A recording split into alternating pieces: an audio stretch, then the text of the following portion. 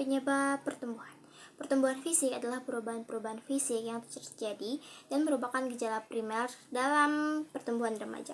Perubahan-perubahan ini meliputi perubahan ukuran tubuh, perubahan proporsi, munculnya ciri kelamin yang utama atau primer, dan ciri kelamin kedua atau sekunder.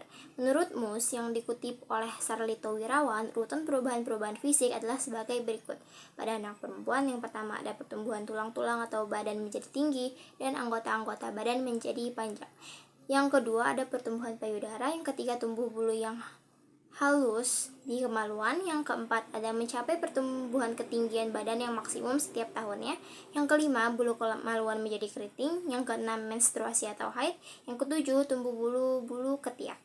Sedangkan pada anak laki-laki, yang pertama ada pertumbuhan tulang-tulang, yang kedua testis membesar, yang ketiga tumbuh bulu kemaluan yang halus, yang keempat ada awal perubahan suara, yang kelima ada ejakulasi, yang keenam ada bulu kemaluan menjadi keriting, yang ketujuh ada pertumbuhan tinggi badan mencapai tingkat maksimum setiap tahunnya, yang kedelapan tumbuh rambut-rambut halus di wajah seperti kumis dan jenggot, yang kesembilan tumbuh bulu ketiak, yang kesepuluh akhir perubahan suara, yang ke-11 rambut-rambut di wajah bertambah tebal dan gelap, yang ke-12 tumbuh bulu di dada.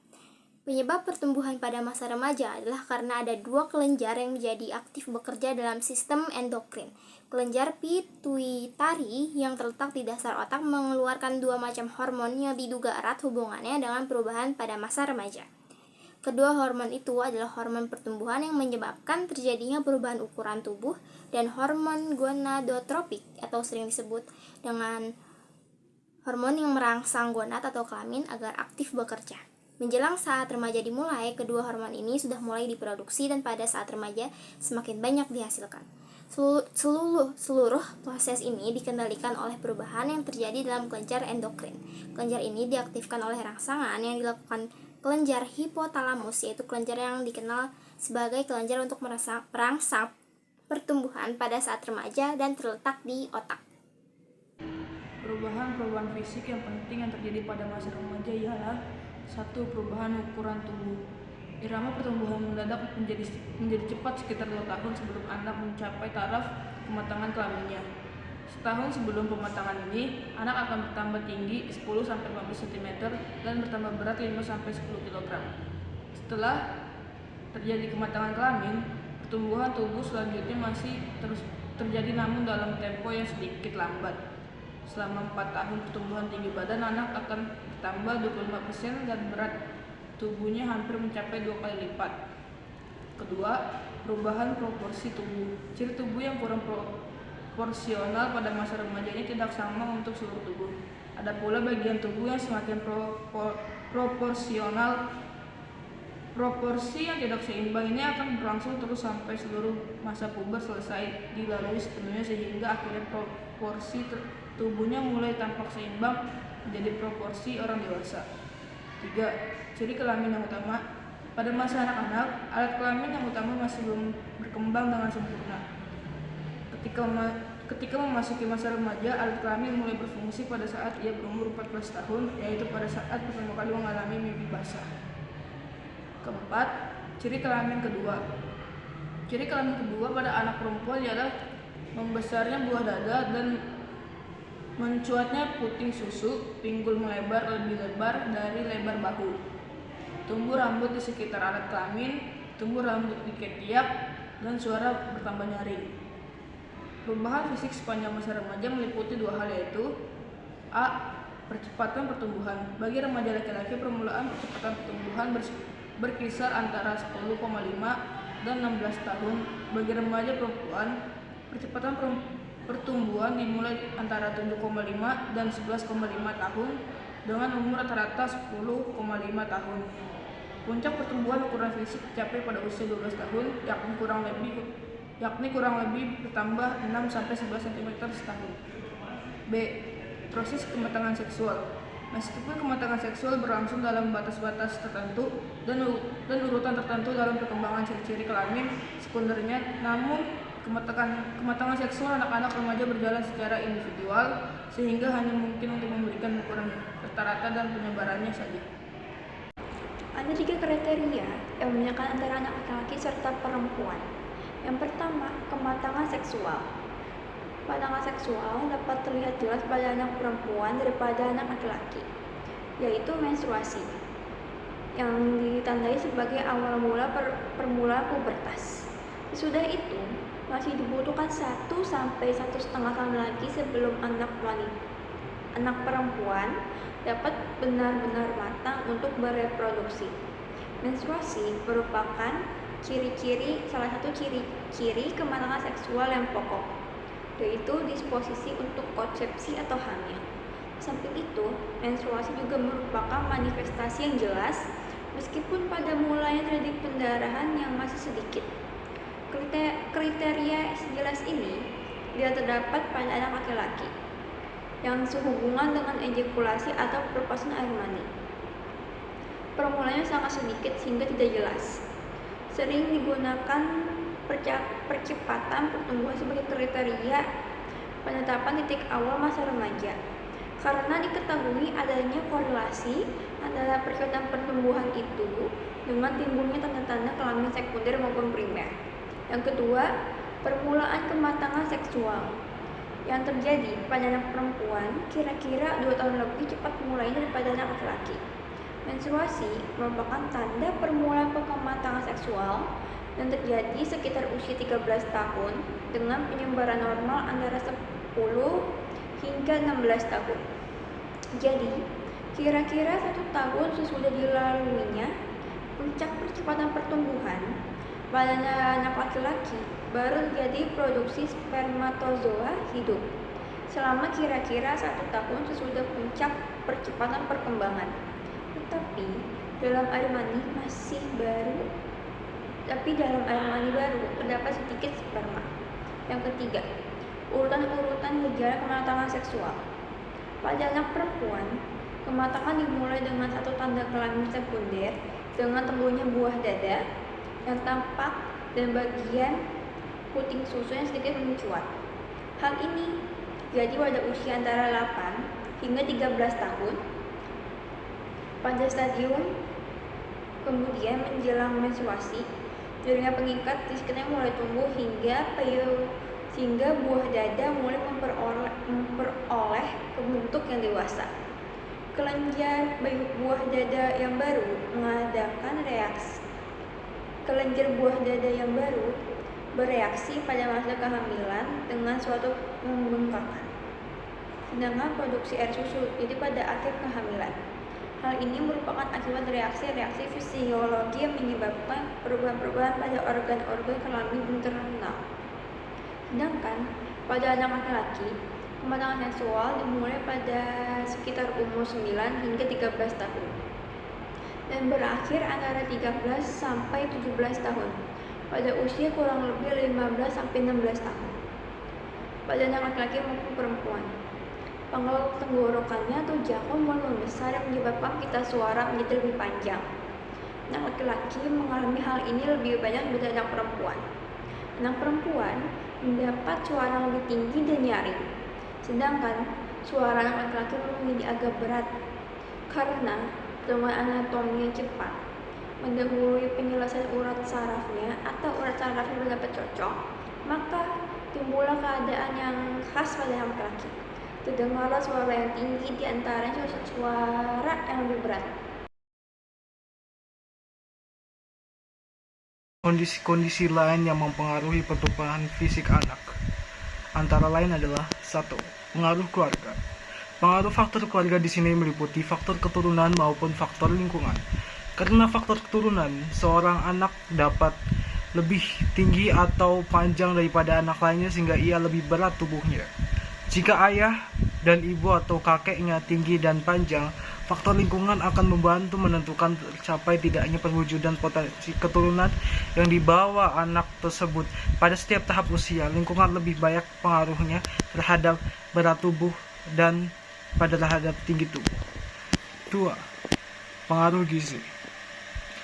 Anak-anak yang mempengaruhi gizi cukup biasanya akan lebih tinggi tumbuhnya dan sedikit lebih cepat mencapai taraf remaja dibandingkan dengan mereka yang kurang memperoleh gizi. Lingkungan dapat memberikan pengaruh pada remaja sedemikian rupa sehingga menghambat atau mempercepat potensi pertumbuhan di masa remaja. 3. Gangguan emosional. Anak yang terlalu sering mengalami gangguan emosional akan menyebabkan terbentuknya steroid adrenal yang berlebihan, dan ini akan membawa akibat pembentukan hormon pertumbuhan di kelenjar pituitari. Bila terjadi hal demikian, pertumbuhan awal remajanya terhambat dan tidak tercapai berat tubuh yang seharusnya. 4. Jenis kelamin. Anak laki-laki cenderung lebih tinggi dan lebih berat daripada anak perempuan, kecuali pada usia antara 12 dan 13 tahun. Anak perempuan biasanya akan sedikit lebih tinggi dan lebih berat daripada anak laki-laki. Terjadinya perbedaan berat dan tinggi tubuh ini karena bentuk tulang dan otot pada anak laki-laki memang berbeda dengan anak perempuan. Status sosial ekonomi. Anak-anak yang berasal dari keluarga dengan status sosial ekonomi rendah cenderung lebih kecil daripada anak yang berasal dari keluarga yang status sosial ekonominya tinggi. 5. Kesehatan. Anak-anak yang sehat dan jarang sakit biasa akan memiliki tubuh yang lebih berat daripada anak yang sering sakit. 6. Pengaruh bentuk tubuh. Bangun bentuk tubuh apakah mesomorph, ectomorph, atau endomorph akan mempengaruhi besar kecilnya tubuh anak. Misalnya anak yang bangun tubuhnya metamorph atau akan lebih besar daripada endomorph atau anak ectomorph karena mereka memang lebih gemuk dan berat. Perbedaan psikologis muncul antara lain sebagai akibat dari perubahan-perubahan fisik. Di antara perubahan-perubahan fisik itu yang terbesar pengaruhnya pada perkembangan jiwa remaja adalah pertumbuhan alat reproduksi haid pada wanita dan mimpi pertama pada laki-laki dan tanda-tanda kelamin kedua yang tumbuh. Perubahan-perubahan fisik itu menyebabkan keguncangan bagi remaja karena ia harus menyesuaikan diri dengan perubahan-perubahan yang jadi pada dirinya sendiri. Pertumbuhan badan yang mencolok misalnya